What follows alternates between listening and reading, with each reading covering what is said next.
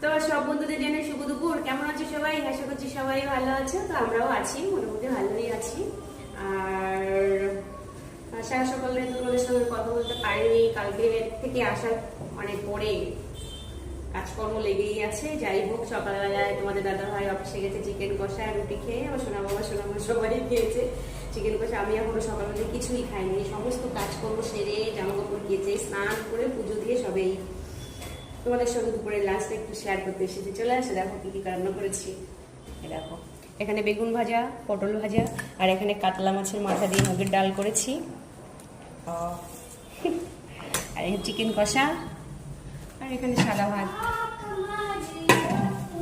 আর এই দেখো লঙ্কা ভাজতে ভুলে গেছিলাম বলে কাঁচা লঙ্কা, গন্ধরাজ লেবু আর পেঁয়াজ। শসাটা তোমাদের দাদা ভাই আনতে ভুলে গেছে, আর আমি সকালবেলা বাজারে যাইনি।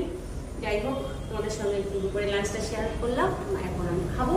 কে কে খাবে চলে আসো, কে কে খাবে চলে আসো। কেমন হয়েছে আমার দুপুরে আজকের লাঞ্চ কমেন্ট করে জানি।